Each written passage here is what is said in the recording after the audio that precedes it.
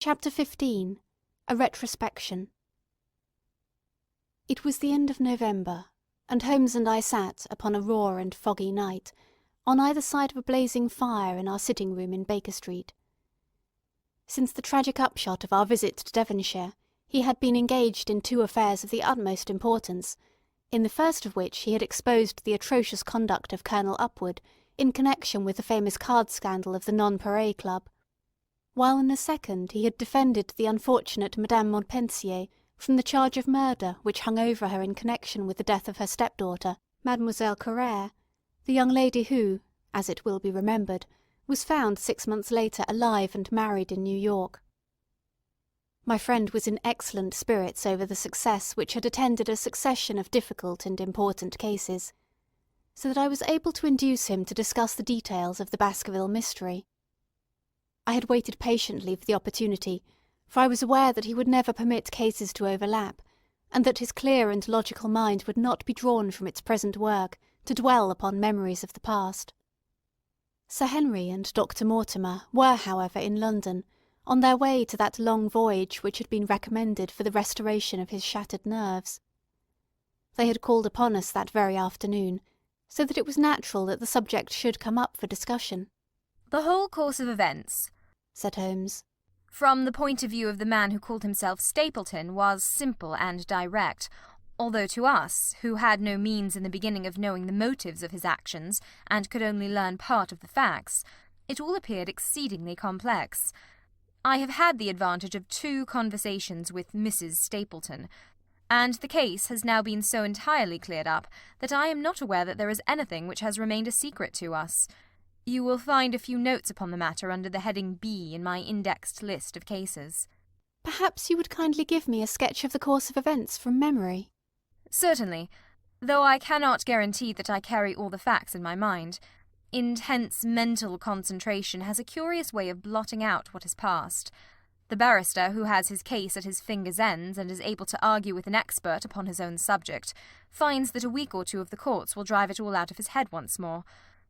So each of my cases displaces the last, and Mademoiselle Carrère has blurred my recollection of Baskerville Hall. Tomorrow some other little problem may be submitted to my notice, which will in turn dispossess the fair French lady and the infamous Upward. So far as the case of the Hound goes, however, I will give you the course of events as nearly as I can, and you will suggest anything which I may have forgotten. My inquiries show beyond all question that the family portrait did not lie, and that this fellow was indeed a Baskerville. He was a son of that Roger Baskerville, the younger brother of Sir Charles, who fled with a sinister reputation to South America, where he was said to have died unmarried. He did, as a matter of fact, marry, and had 1 child, this fellow, whose real name is the same as his father's. He married Beryl Garcia, one of the beauties of Costa Rica, and having purloined a considerable sum of public money, he changed his name to Vandeleur and fled to England, where he established a school in the east of Yorkshire. His reason for attempting this special line of business was that he had struck up an acquaintance with a consumptive tutor upon the voyage home, and that he had used this man's ability to make the undertaking a success. Fraser, the tutor, died, however, and the school, which had begun well, sank from disrepute into infamy. The Vandeleurs found it convenient to change their name to Stapleton, and he brought the remains of his fortune, his schemes for the future, and his taste for entomology to the south of England. I learned at the British Museum that he was a recognised authority upon the subject, and that the name of Vandeleur has been permanently attached to a certain moth which he had, in his Yorkshire days, been the first to describe. We now come to that portion of his life which has proved to be of such intense interest to us. The fellow had evidently made inquiry, and found that only 2 lives intervened between him and a valuable estate. When he went to Devonshire, his plans were, I believe, exceedingly hazy, but that he meant mischief from the first is evident from the way in which he took his wife with him in the character of his sister. The idea of using her as a decoy was clearly already in his mind, though he may not have been certain how the details of his plot were to be arranged. He meant, in the end, to have the estate, and he was ready to use any tool or run any risk for that end. His first act was to establish himself as near to his ancestral home as he could, and his second was to cultivate a friendship with Sir Charles Baskerville and with the neighbours. The baronet himself told him about the family hound, and so prepared the way for his own death. Stapleton, as I will continue to call him, knew that the old man's heart was weak and that a shock would kill him. So much he had learned from Dr. Mortimer. He had heard also that Sir Charles was superstitious, and had taken this grim legend very seriously. His ingenious mind instantly suggested a way by which the baronet could be done to death, and yet it would be hardly possible to bring home the guilt to the real murderer. Having conceived the idea, he proceeded to carry it out with considerable finesse. An ordinary schemer would have been content to work with a savage hound. The use of artificial means to make the creature diabolical was a flash of genius upon his part. The dog he bought in London from Ross and Mangles, the dealers in Fulham Road. It was the strongest and most savage in their possession. He brought it down by the North Devon line, and walked a great distance over the moor so as to get it home without exciting any remarks. He had already on his insect hunts learned to penetrate the Grimpen Mire, and so had found a safe hiding-place for the creature. Here he kennelled it and waited his chance. But it was some time coming. The old gentleman could not be decoyed outside of his grounds at night. Several times Stapleton lurked about with his hound, but without avail. It was during these fruitless quests that he, or rather his ally, was seen by peasants, and that the legend of the demon dog received a new confirmation. He had hoped that his wife might lure Sir Charles to his ruin, but here she proved unexpectedly independent. She would not endeavour to entangle the old gentleman in a sentimental attachment which might deliver him over to his enemy. Threats, and even, I am sorry to say, blows refused to move her. She would have nothing to do with it, and for a time Stapleton was at a deadlock. He found a way out of his difficulties through the chance that Sir Charles, who had conceived a friendship for him, made him the minister of his charity in the case of this unfortunate woman, Mrs. Laura Lyons.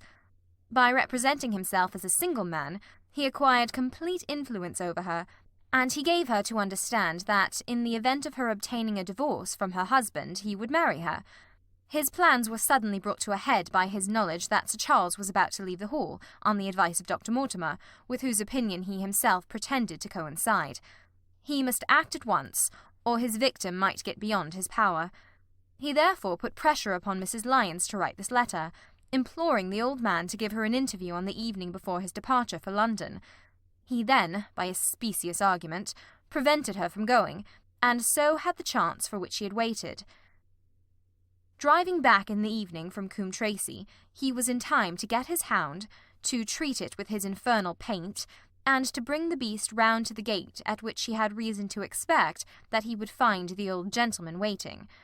The dog, incited by its master, sprang over the wicket-gate and pursued the unfortunate baronet, who fled screaming down the yew alley.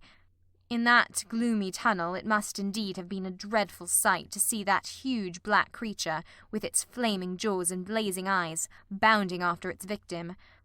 He fell dead at the end of the alley, from heart disease and terror. The hound had kept upon the grassy border, while the baronet had run down the path, so that no track but the man's was visible. On seeing him lying still, the creature had probably approached to sniff at him, but finding him dead had turned away again. It was then that it left the print which was actually observed by Dr. Mortimer. The hound was called off and hurried away to its lair in the Grimpen Mire, and a mystery was left which puzzled the authorities, alarmed the countryside, and finally brought the case within the scope of our observation. So much for the death of Sir Charles Baskerville. You perceive the devilish cunning of it, for really it would be almost impossible to make a case against the real murderer. His only accomplice was one who could never give him away, and the grotesque, inconceivable nature of the device only served to make it more effective. Both of the women concerned in the case, Mrs. Stapleton and Mrs. Laura Lyons, were left with a strong suspicion against Stapleton. Mrs. Stapleton knew that he had designs upon the old man, and also of the existence of the hound. Mrs. Lyons knew neither of these things, but had been impressed by the death occurring at the time of an uncancelled appointment which was only known to him. However, both of them were under his influence, and he had nothing to fear from them. The first half of his task was successfully accomplished, but the more difficult still remained. It is possible that Stapleton did not know of the existence of an heir in Canada. In any case, he would very soon learn it from his friend Dr. Mortimer, and he was told by the latter all details about the arrival of Henry Baskerville. Stapleton's first idea was that this young stranger from Canada might possibly be done to death in London without coming down to Devonshire at all. He distrusted his wife, ever since she had refused to help him in laying a trap for the old man, and he dared not leave her long out of his sight, for fear he should lose his influence over her. It was for this reason that he took her to London with him. They lodged, I find, at the Mexborough Private Hotel in Craven Street, which was actually one of those called upon by my agent in search of evidence. Here he kept his wife imprisoned in her room, while he, disguised in a beard, followed Dr. Mortimer to Baker Street, and afterwards to the station and to the Northumberland Hotel. His wife had some inkling of his plans, but she had such a fear of her husband, a fear founded upon brutal ill-treatment, that she dared not write to warn the man whom she knew to be in danger. If the letter should fall into Stapleton's hands, her own life would not be safe.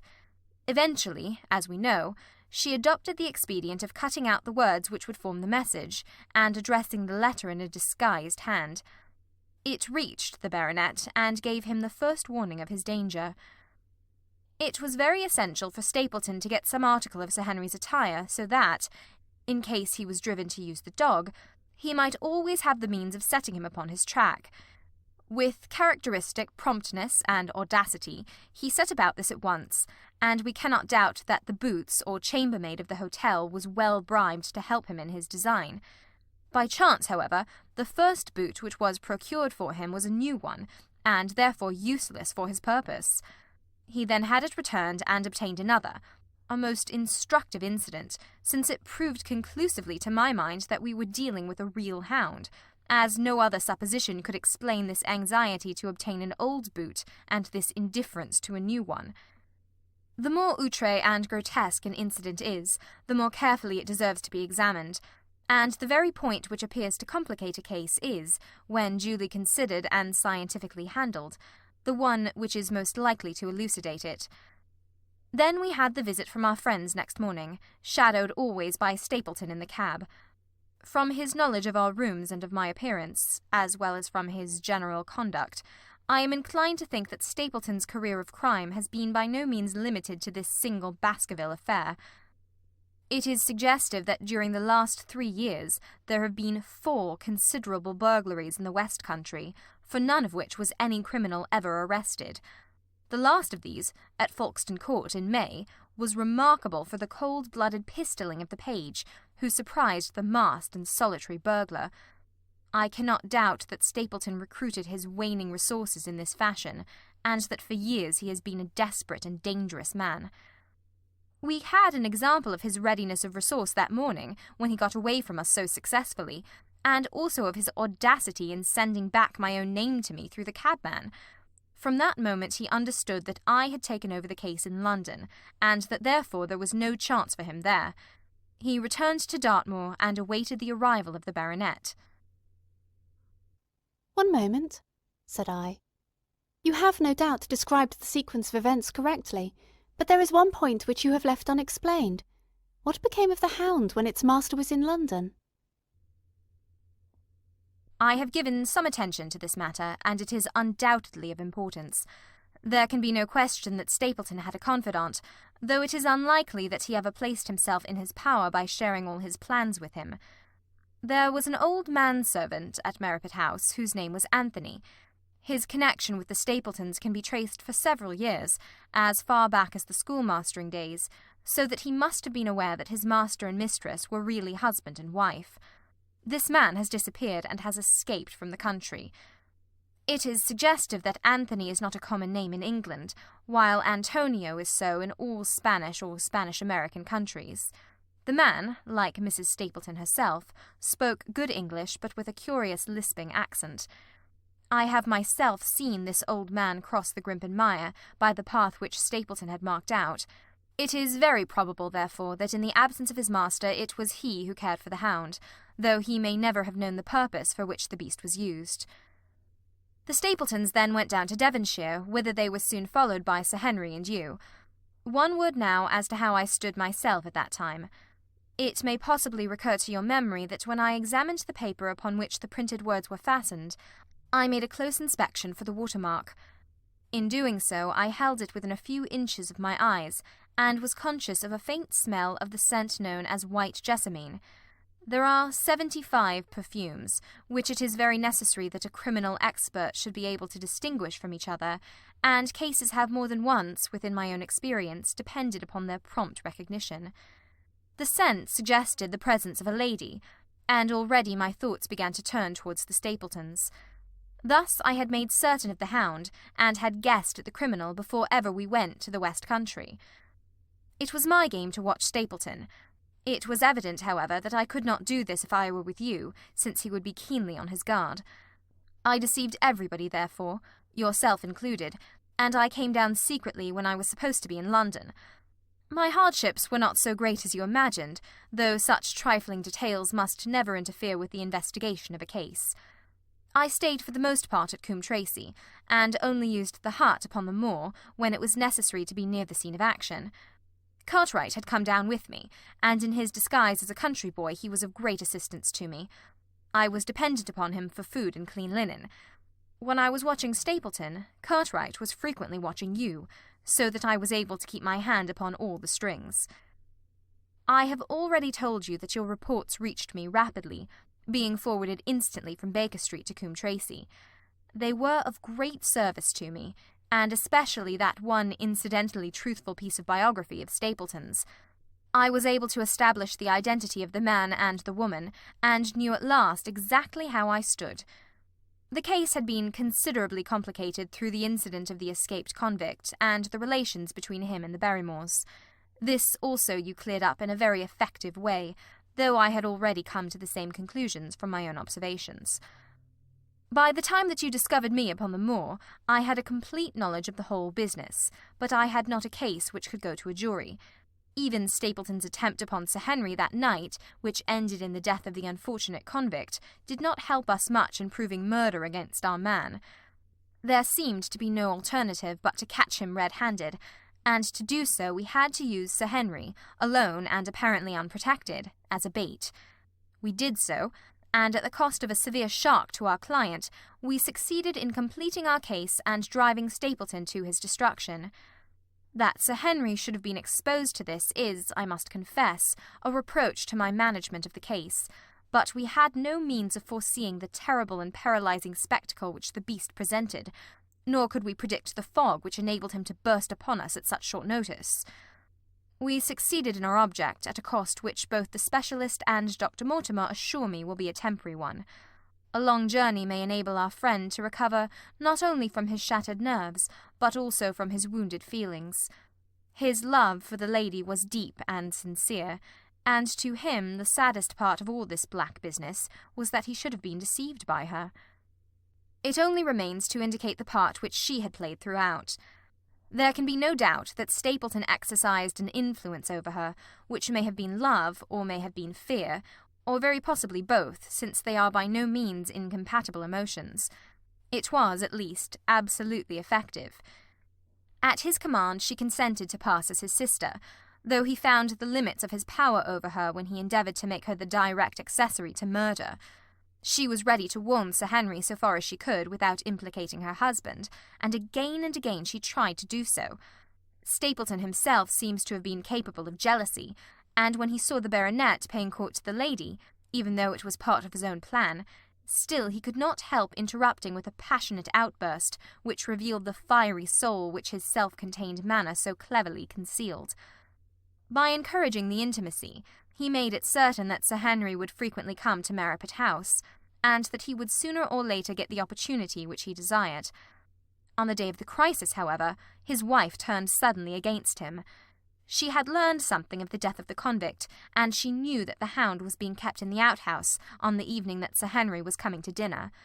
She taxed her husband with his intended crime, and a furious scene followed, in which he showed her for the first time that she had a rival in his love. Her fidelity turned in an instant to bitter hatred, and he saw that she would betray him.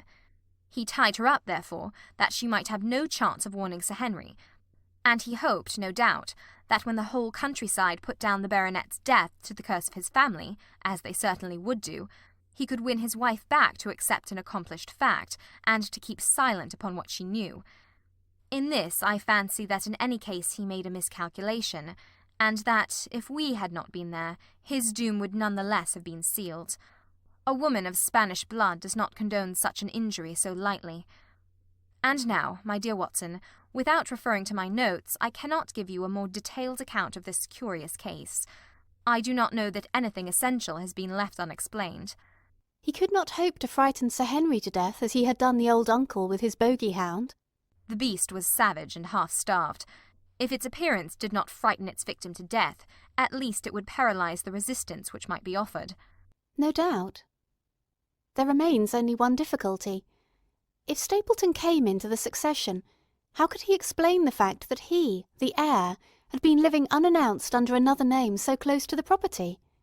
How could he claim it without causing suspicion and inquiry? It is a formidable difficulty, and I fear that you ask too much when you expect me to solve it. The past and the present are within the field of my inquiry, but what a man may do in the future is a hard question to answer. Mrs. Stapleton has heard her husband discuss the problem on several occasions. There were 3 possible courses. He might claim the property from South America, establish his identity before the British authorities there, and so obtain the fortune without ever coming to England at all. Or he might adopt an elaborate disguise during the short time that he need be in London. Or again, he might furnish an accomplice with the proofs and papers, putting him in as heir, and retaining a claim upon some proportion of his income. We cannot doubt, from what we know of him, that he would have found some way out of the difficulty. And now, my dear Watson, we have had some weeks of severe work, and for one evening, I think, we may turn our thoughts into more pleasant channels. I have a box for Les Huguenots. Have you heard the Diresques? Might I trouble you, then, to be ready in half an hour, and we can stop at Marcini's for a little dinner on the way?